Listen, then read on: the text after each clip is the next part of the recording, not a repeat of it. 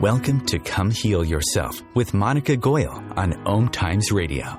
Monica is a spiritual counselor and healer with a life purpose to put people in touch with their innate healing abilities, empowering them to live a life full of joy, love, peace, and abundance. Through this show, you'll learn to heal every aspect of your life by connecting to your higher self. And now your host, Monica Goyle. Come heal yourself. Hope you're having a blissful day, evening, wherever you are in the world. Welcome once again. And today we have a very special guest, Derek Lin, who is an award-winning author of the Tao of Daily Life, Tao of Success, and the Tao of Joy Every. He was born in Taiwan and he is a native from there, but now he is here and he has been sharing his wisdom all around the world, and we welcome him today. Welcome, Derek. Thank you so much, Monica. It's a privilege and a pleasure for me to be here chatting with you. It's an honor for us. Thank you so much. So, Derek, tell us about yourself. Well, the first thing that I want to emphasize is that it is, in fact, now my own personal wisdom, of which there is actually not that much. The wisdom that I'm sharing is from the teachings of the ancient sages. Chinese civilization goes back thousands of years, sure. Just like Indian civilization. Hindu civilization, in fact, goes back even further, many more thousands of years before that. And there's, and certainly in ancient times, with Buddhism having gone from India to China, there's a huge amount of influence there. And a huge amount of learning between these great civilizations.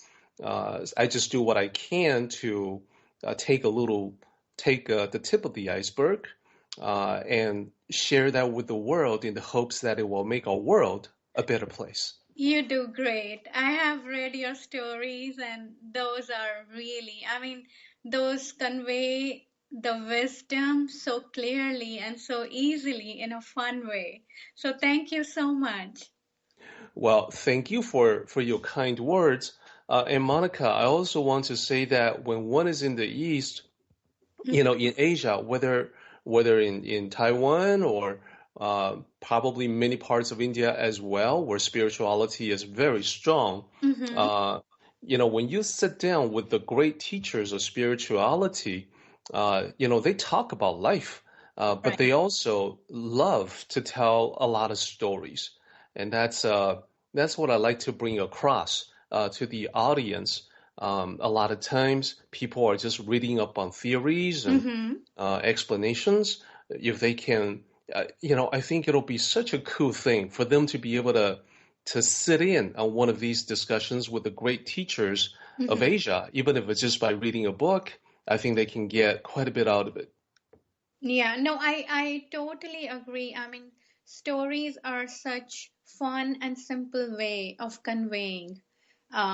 It actually engages the audience and they don't lose, and it's very easy to get the lesson. I think book reading is definitely, I would say, any book has so much knowledge. Every book brings so much knowledge.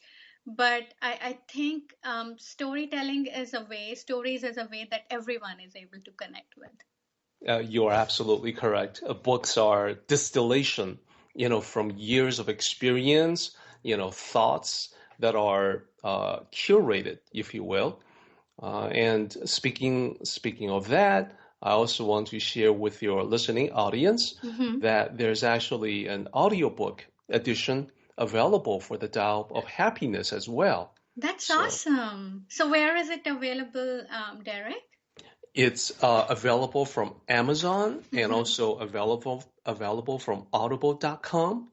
Oh, okay. Audible.com? Yes. Okay. There's a 5-minute sample that they provide on both Amazon and Audible. So I was very excited about this. Previously I had assumed that if I were to have an audiobook, I would simply narrate it myself. But now, when I see this and I listen to it, I'm just stunned and amazed at the level of professional quality that a real narrator brings into it. Wow, yeah. And I realize that now that, my previous idea of narrating it myself was rather naive, and I should leave it to the professionals. No, I'm really, really, you are so humble, and it's very humbling for myself too, and I'm very inspired by you. Great. So tell us how you came to write this book, Derek. Well, it's a book about Chuang Tzu, and I know the pronunciation for that name is a little tricky for the Western audience. Yeah. Zhuang is the surname of this particular master, family name, and Zi, the second character there, that's the honorary. It means master. Master. Yeah, so it's basically Master Zhuang, sort of like, when we say Dr. Smith, Professor Smith, except the Chinese have syntactically have it in reverse order.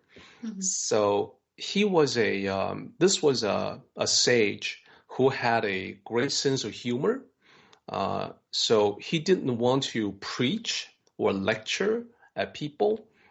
Instead, he knew, like you and I were just talking about, the power of stories, how it can get past, people have their ego, people have the defense mechanism.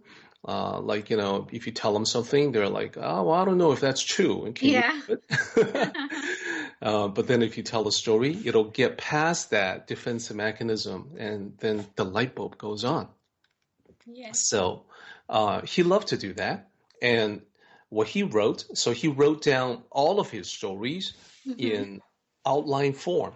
And these are books that's been passed down generation after generation. So many Western scholars have translated these books into English. But I can tell just by reading the translation that most of these authors have never actually had the opportunity to sit down, like many people do in Asia, with a spiritual master and listen to the teachings. And if they were to do so, they would discover that the story outlines, the master would take that outline and then would add just a little bit, just enough to make a story out of the outline.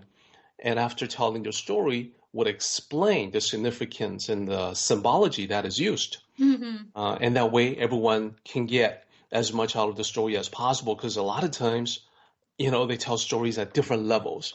That's true. That's true. And you go a little bit deeper and you learn more. Yes.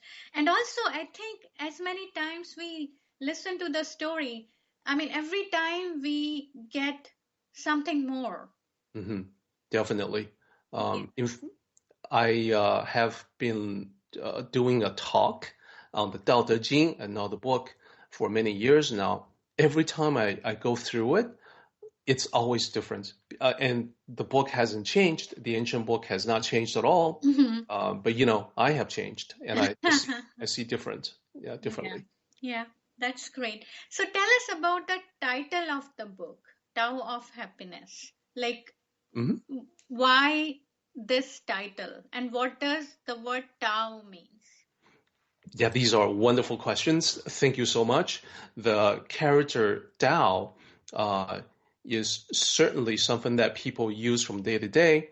I think a lot of people associate it with the mystical or the metaphysical. The ancient Chinese, when they use the word Tao, they mean the path or the way. And it's about the way of life. It's about the path of living life well, living life with artistic, masterful flair, so that everything is smooth and graceful and joyous. Yeah. there's no negativity, there's no fear, hatred, all of the things that trouble us. So they use it in a very practical sense. Because of the language barrier, Monica, I think a lot of times in the West, people will look at the word Tao and think, oh, maybe that's religious. Maybe it's got something to do with Buddhism. Yeah. But here, what I like to do is to go back to the original meaning, which is a very practical way to say, what is the best way for us to live? That way is the Tao. That way is the Tao. And in fact, it's not unique to the Chinese. In the Christian Bible, Jesus is said to have told his disciples that, quote unquote, I am the way. So, exactly. The way of spirituality and so forth. Yes, it's the way of spirituality. Right. Different masters. I mean, I think the essence is same. Yes. And the Tao of happiness from Chuang Tzu, he has some very specific ideas. The title of his book for the Chinese, known as Xiao Yao You, and Xiao Yao just means carefree. You, the last character, means wandering.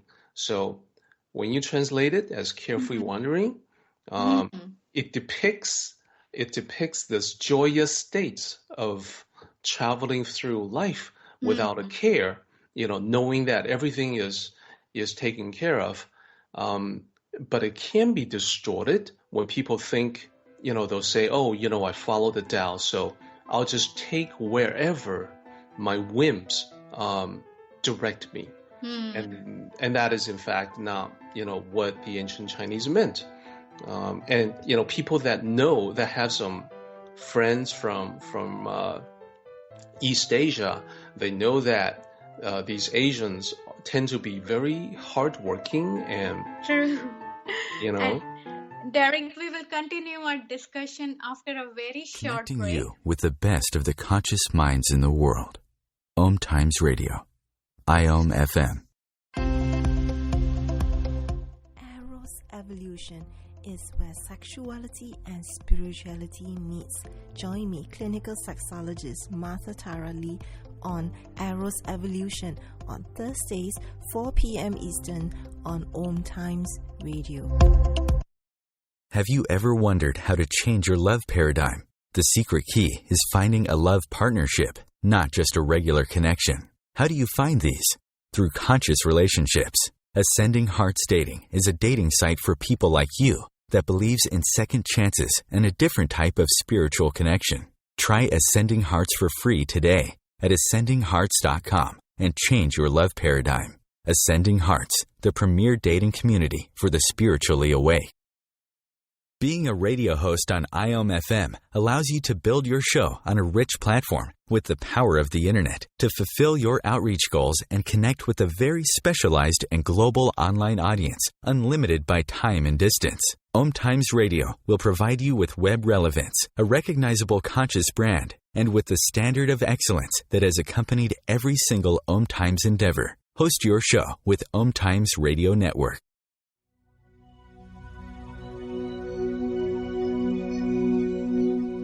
Hi, this is Julie Geigel. I'm Maggie Chula. And I'm Catherine Glass. And we're the Psychic Angel Channelers.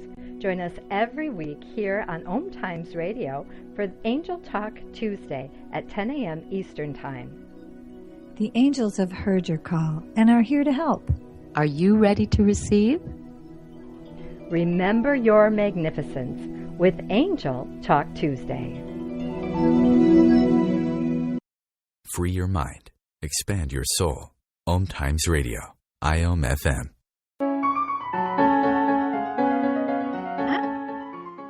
Welcome back, everyone. Welcome back, Derek. Thank you, Monica. So we were talking about the title. Yes, and I was talking about the specific meaning of happiness for Chuang Tzu, that particular master.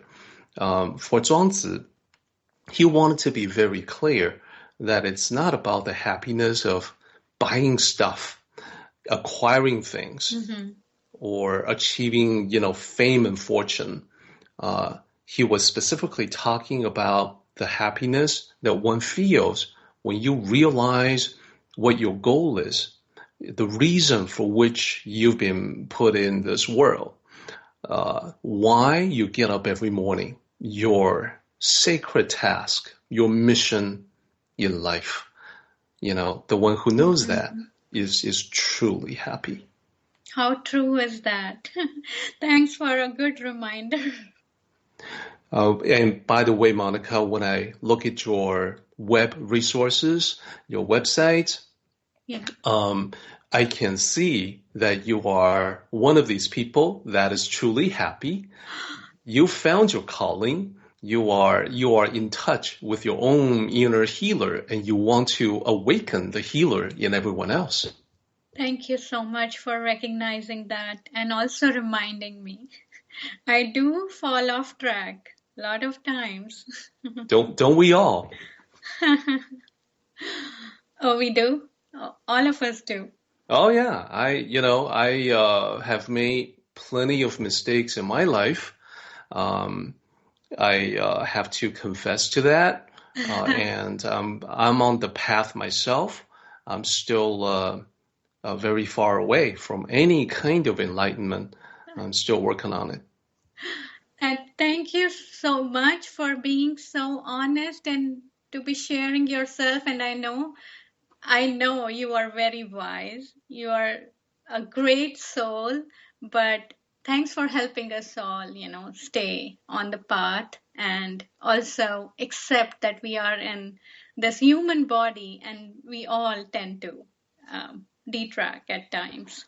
That's right. But the book is about the journey of life. On that journey, we're all travel companions. Yes. We have an obligation to help one another. Sometimes other people help you. Sometimes you're in a position to lend a helping hand. So true. So true. So Derek, tell us about the true essence of happiness. So think about the people you know that understand where they are going in life.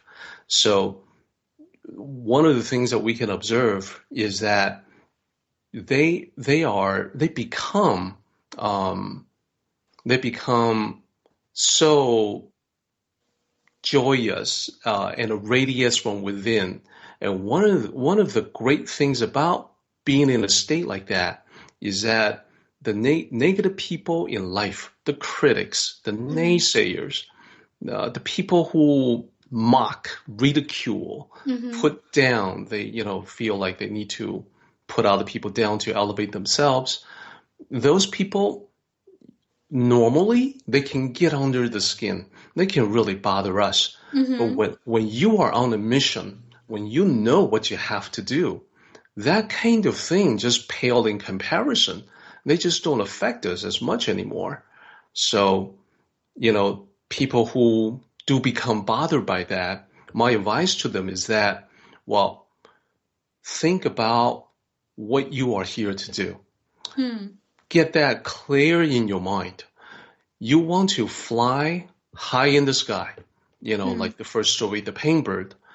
If you are still hearing ground level chatter from the people who can't possibly understand what you are really all about, then that means you're flying too low. You have to go higher. You have to go higher. Yes. And when I say higher, I mean your aspirations in life have to resonate with you more. If you don't find yourself resonating with a particular goal, maybe like, I have to win my next promotion, then you have to dig deeper and find out that the next promotion, it may not really mean that much to you. Right. Overall in your life, you got to find something else that really fires you up. And when you find that one thing, then you realize, why it is that the people that have walked that path and found their own true purpose, they operate at an entirely different level. Yeah, but okay, Derek, tell us, like there are so many factors, like distracting factors around us. And I understand, I mean, that inner awareness will always pull us up. But what if a person doesn't even know what that person wants in life? Is so lost. Yes.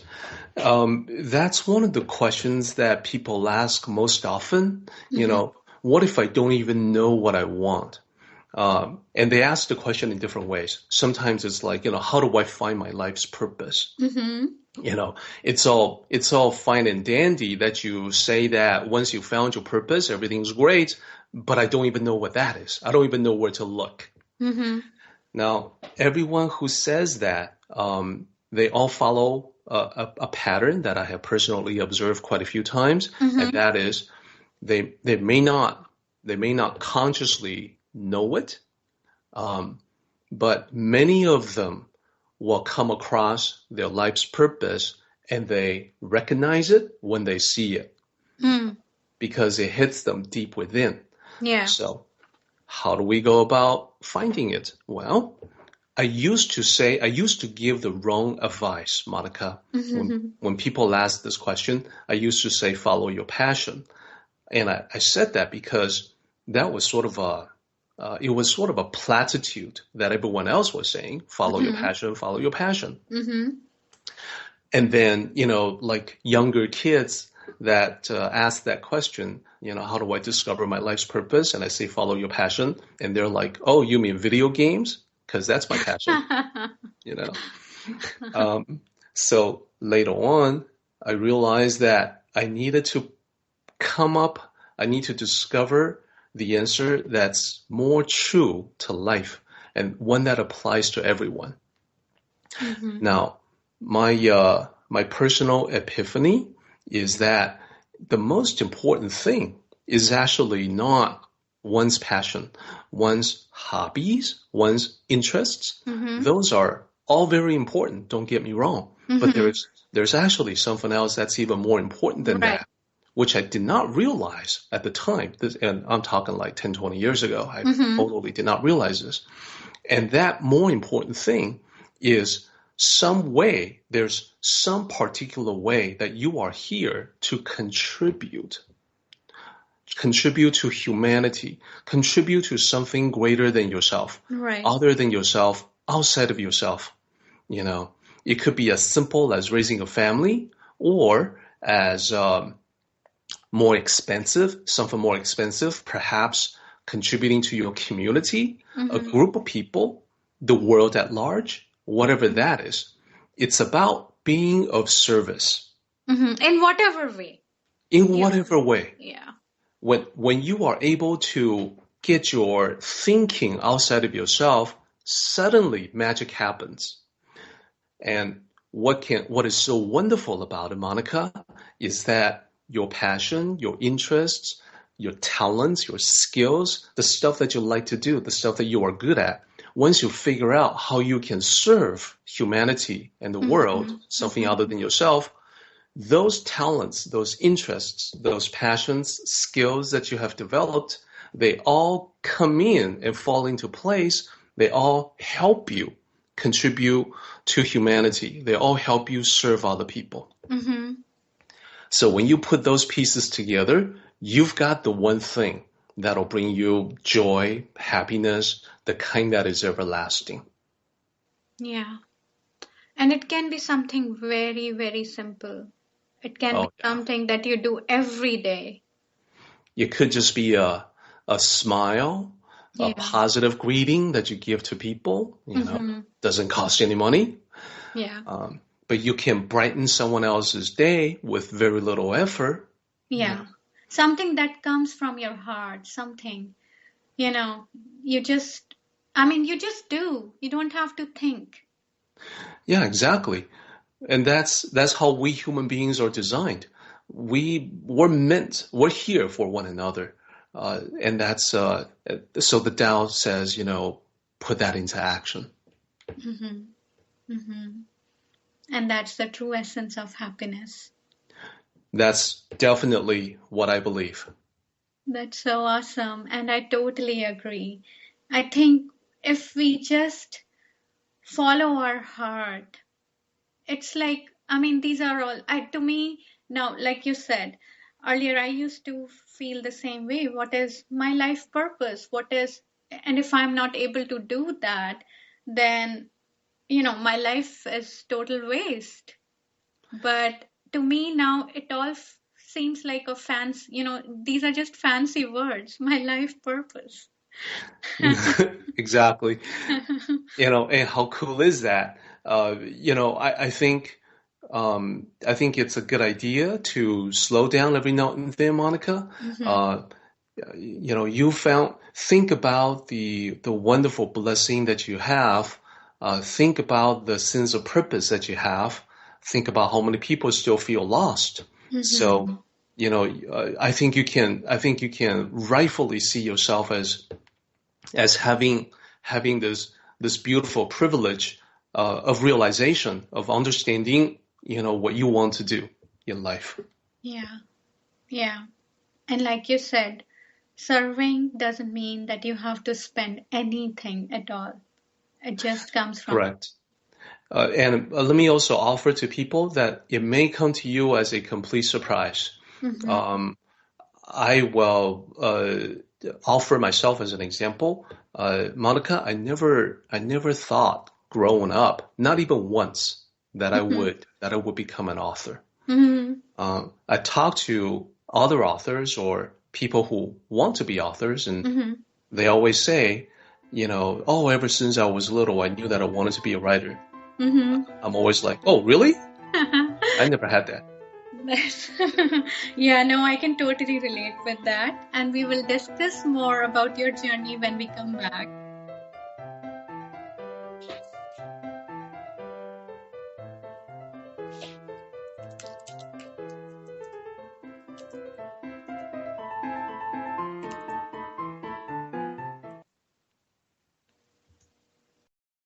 Your conscious lifestyle on steroids. OMTimes Radio. IOM FM. Hey ladies, do you want to have that good hair day feeling all the time? Gentlemen, would you want your special someone to have that glow, letting you know she is feeling completely satisfied? This feeling and that glow can be yours by embracing your sexual power. So join me, Rachel Kenley, award-winning romance author, on the O-Spot. The O-Spot will guide you to that peak with guest interviews, book discussions, and conversations on the thrills of sexual empowerment. Put the zing back in your life.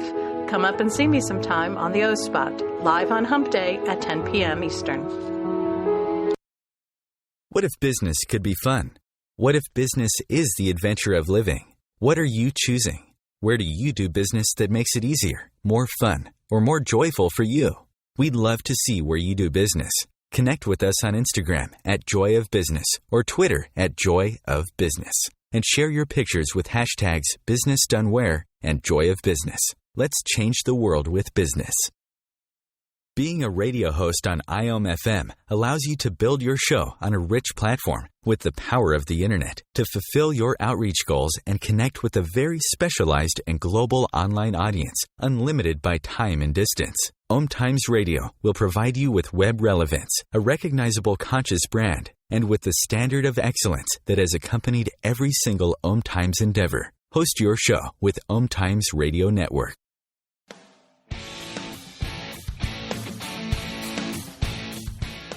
Looking for inspiration? Want to be inspired? Not sure where to go? Find Mark and Kim every Wednesdays at 3 p.m. Eastern on Inspired Living. Topics will elevate consciousness and range from metaphysics to the human and social experience and all things spiritual. Welcome to an inspired community that offers support, encouragement, and new ways of thinking. You are the inspired and the inspiration.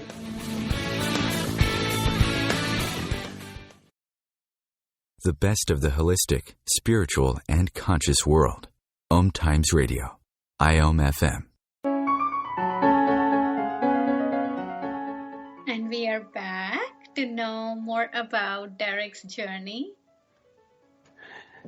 Absolutely. And thank you so much for this opportunity to speak with you. Thank you so much. Our honor. So, Derek, tell us how, like you said, you never knew like you would be author when you grew up. So what inspired you? Tell us about your journey. I think it was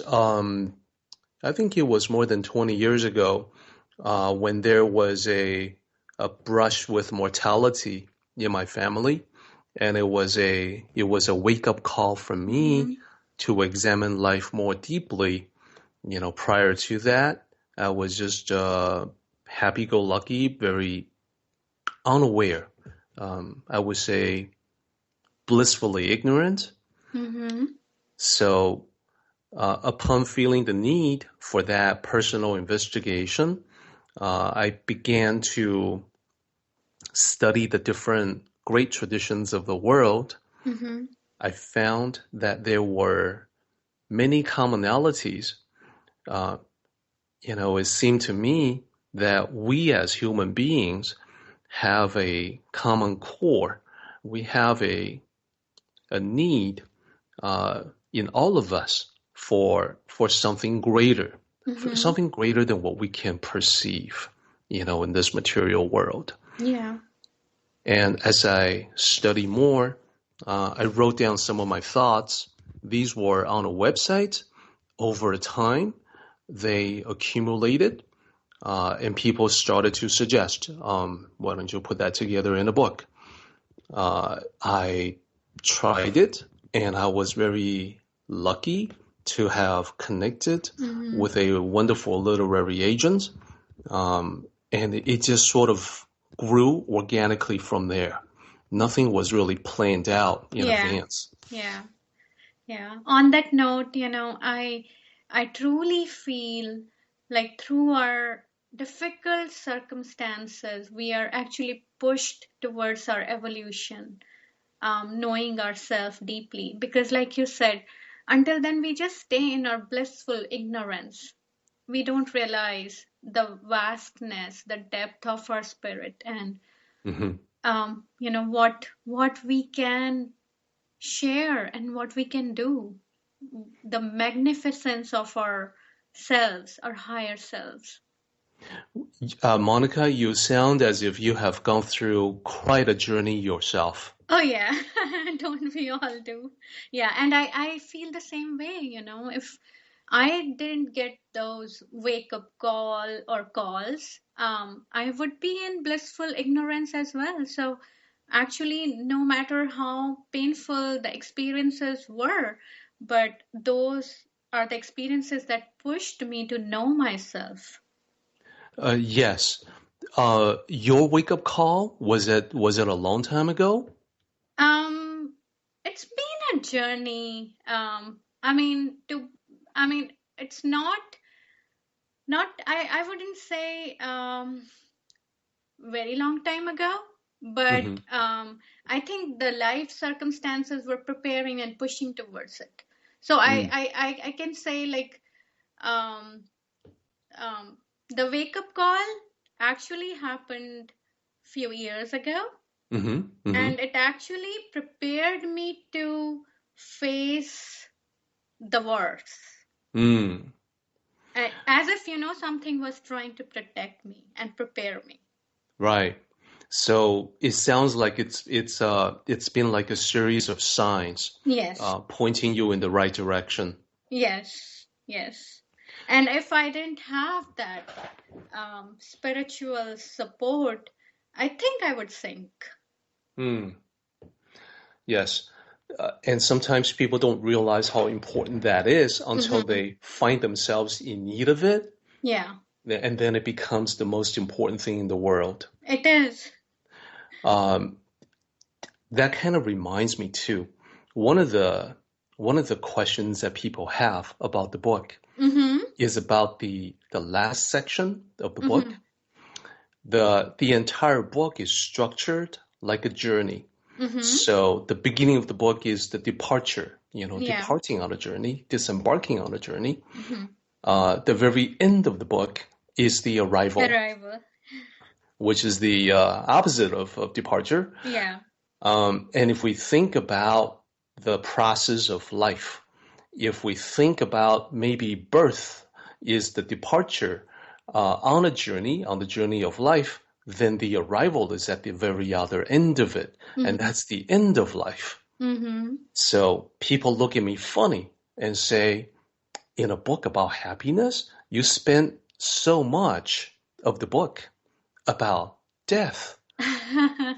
You know, do you actually think that's going to bring people happiness?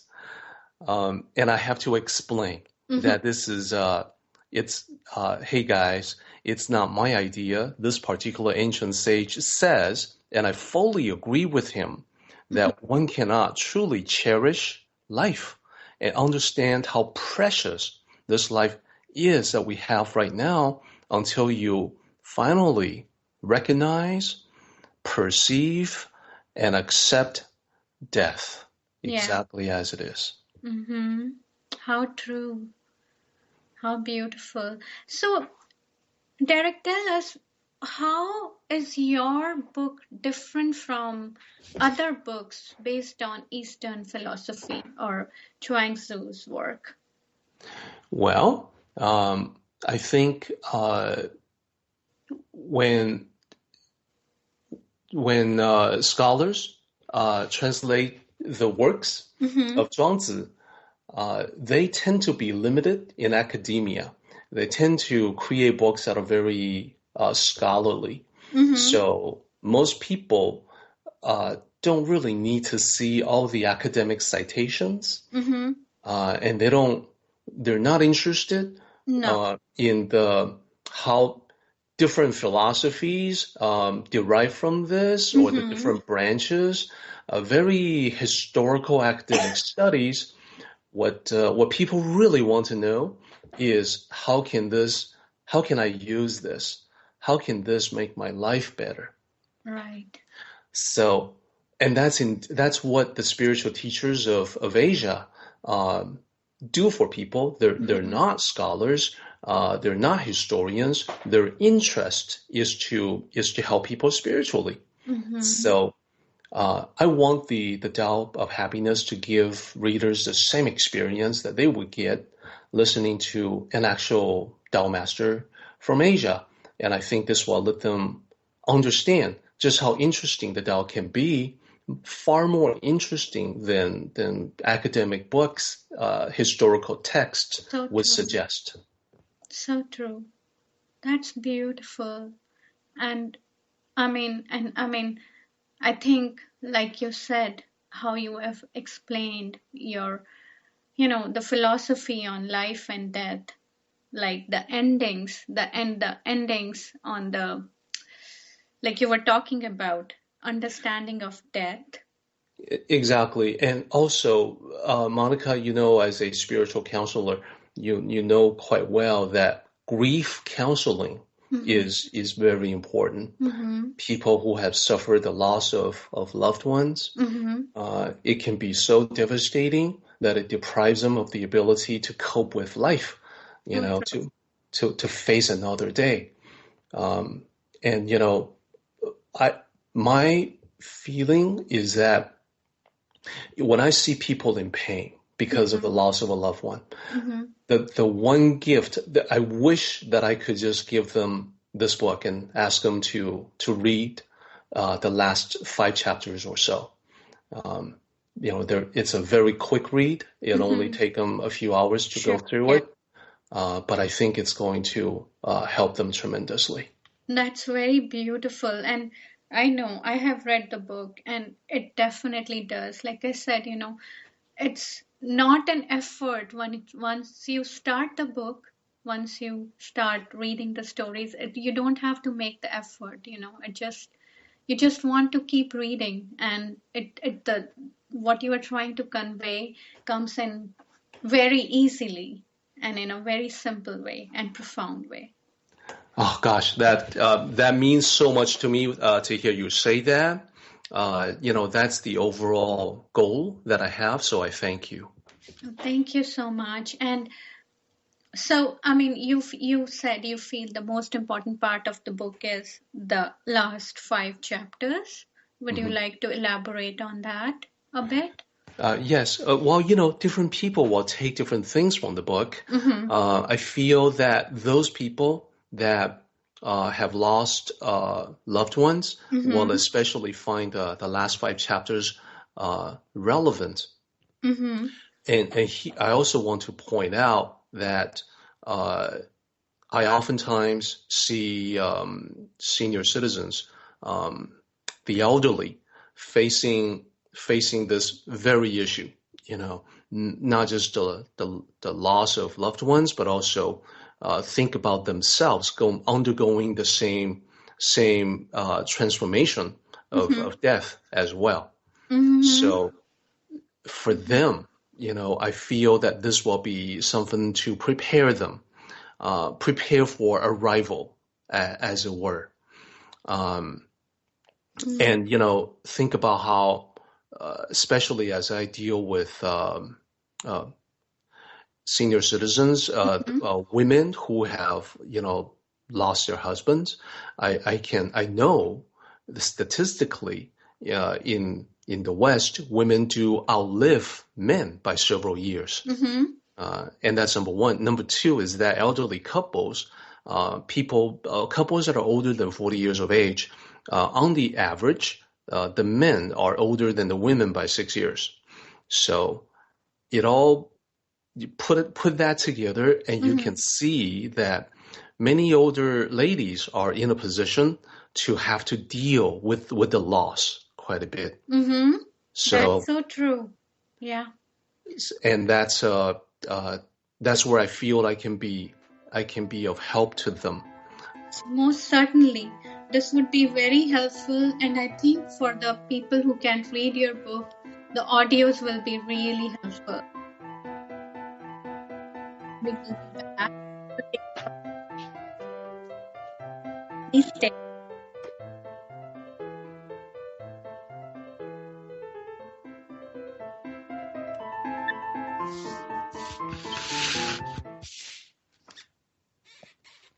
Conscious media for conscious minds. OMTimes.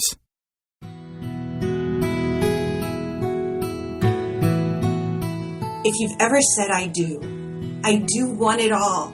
I do want happiness. I do want love. And I do desire the happily ever after fairy tale life, then this show is for you. Join me, Dame Nicole Brandon, for my internationally acclaimed show, Bridal Talk Radio, every Tuesday at 6 p.m. Pacific Time, where I'll bring you the top experts in the fields of communication, money, relationships, finance, pleasure, play, travel, sexuality, parenting, real estate, adventure, comfort, care, passion, and love. As difficult as it is to believe, there are places in Africa where human traffickers sell albino children and their body parts for use in magic rituals.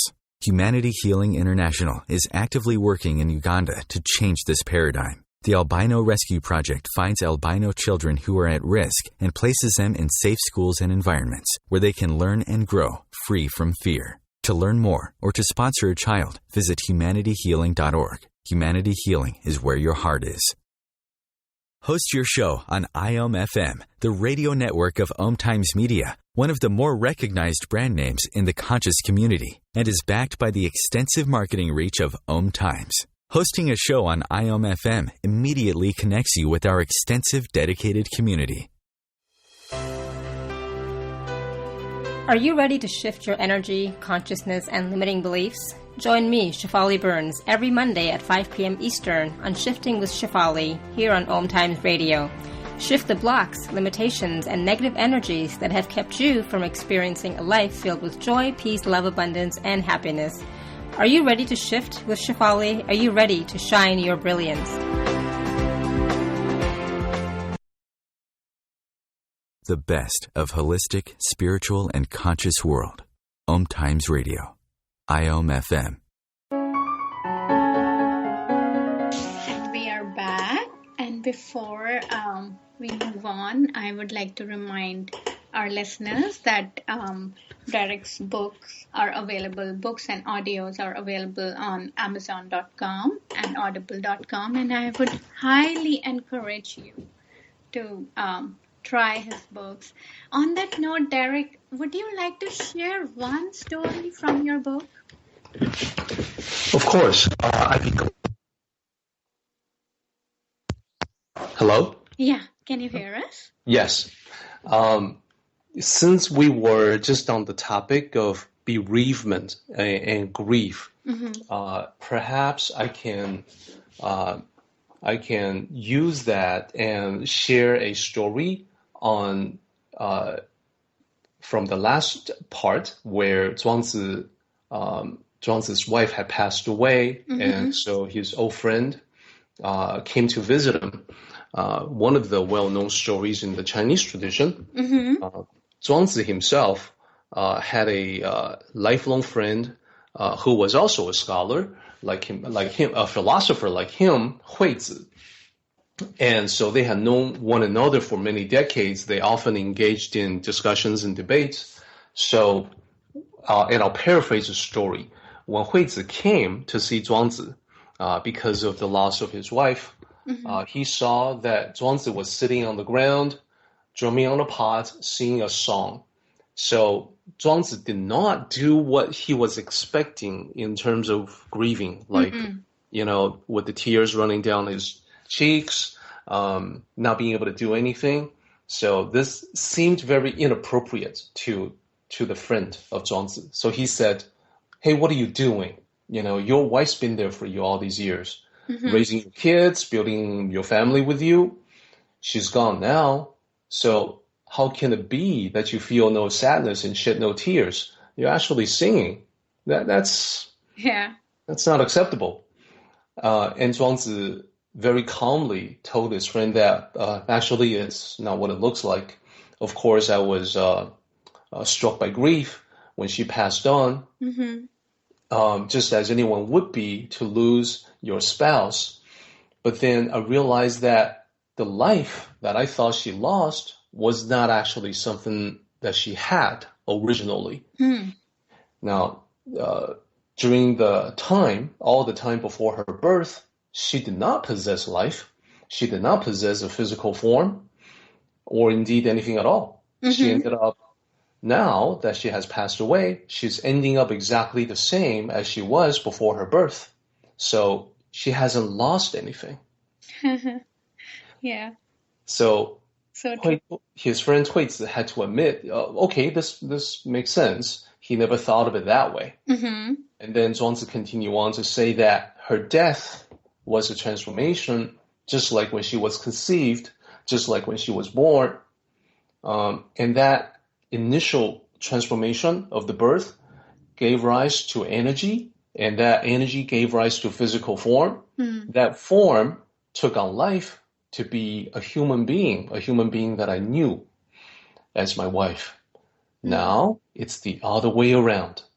She continues to transform, returning to the Tao. This whole process from non-existence to life and life back to non-existence, it's a cycle. It's like the changing of seasons, and it's all completely in accordance with nature. So his friend finally understood and said that, well, since this transformation is according to nature, it is not something to be sad about, just like you and I would not cry over autumn changing into winter. So Zhuangzi said, yes, she's now, resting peacefully in the hereafter without all the constraints, limitations of life. The more I think about that, the more silly it seems for me to cry my eyes out. I would always miss her, but it is not necessary for me to grieve for her as if her death was a great tragedy. How beautiful. And, when we ourselves are grieving the loss of a loved one, if we remember what this particular master said, we may realize that, the person who passed away had lived a wonderful life. Mm-hmm. We should celebrate that. We should celebrate that. Yeah. And, you know, the other thing that I want to note is that these ancient sages, when they put together a story, they picked the story elements deliberately, carefully. Mm-hmm. So the mentioning of seasons is not an accident. Mm-hmm. Here, I want to specifically highlight the idea that the end of a season is not the end of all seasons. The end of summer is not the end of all summers. Right. So true. Wow. Everything is cyclical. My academic background is in science, and therefore I became quite skeptical of any claims about the hereafter. And that was me as a young man 30 years ago. Right. Today, 30 years later, what I have to say is a little bit different. What I have to say is that no matter where we look in life, there are cycles, and these cycles never end. Nature is perfectly efficient, perfectly conserving absolutely everything. So my previous belief that the end of life is all there is to it, that after that it's just it's a complete cutoff. Now, I can agree with people who say, well, that's what they believe, and I can say, well, you are certainly entitled to that belief, and perhaps you are correct. But if that is true, then it will be the only exception ever, you know, in all of our experience, all of our observations. And then the question has to be asked, why should it be an exception when everything else follows the laws of nature? Yeah. And perhaps, you know, thinking about that, you know, we know in our daily lives that the end of a journey is not the end of all journeys, no matter where it is that you go. Yes. If you fly to another city, once you have arrived, well, you're not done with traveling. You've got more traveling ahead of you, you know. True.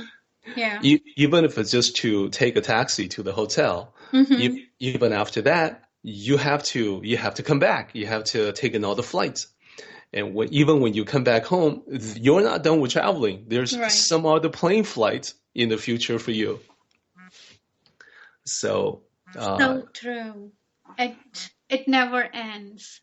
Like exactly. You said, the change is the part of life. Exactly. And that's how the Tao sages see it. It's a little bit different than the great Sakyamuni Buddha. The Buddha said, you know, life is dukkha, life is suffering. Tao sages say, well, life is transition. It's transitioning from one thing to another, one state of mind to another state of mind. Wow. So beautiful. It is. Yeah. It is truly. But I mean, so Derek, what do you tell people who are missing their loved ones in the physical form? I understand that this is a transformation. They, they just go back to what they came from. But, and it's not the end. It's not the end. But any message for them? Yes. I want to direct people's attention to the cover of the book. It has a beautiful butterfly on it. For the Chinese, since a couple thousand years ago, the butterfly has been the symbol for this particular sage. And the reason for that is in the very last story, where Chuang Tzu talks about his dream of a butterfly. And here again, he picked the metaphor for the butterfly with great care. And when you see the butterfly, you are reminded, you know, of the caterpillar that went into the chrysalis and emerged as a butterfly. That is the transformation that, you know, the loved ones that have gone on, they've gone through that particular transformation. So when you understand how that works, then you have received a gift from Chuang Tzu, this particular sage. So they're free. They're free. Yes. And the important thing to realize is that that transformation is waiting for you.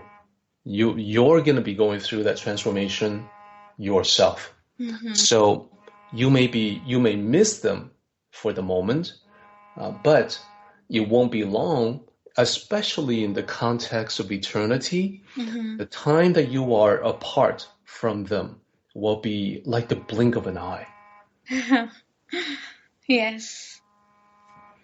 So the last thing that I want to say to everyone is that when loved ones have passed through that transformation, yes, I understand you may miss them. Yes. But I think we can also be glad for them. They're finally liberated from the limitations of the material world. And if we think about it, we can see the beauty of what they have become. Yes. Yes. The beauty. Yes. The transformation. Thank you so much, Derek, for a beautiful, conscious conversation and bringing so much knowledge and wisdom to this show. I know this helps a lot. Thank you so much once again. Thanks, everyone. Have a blissful life. Namaste.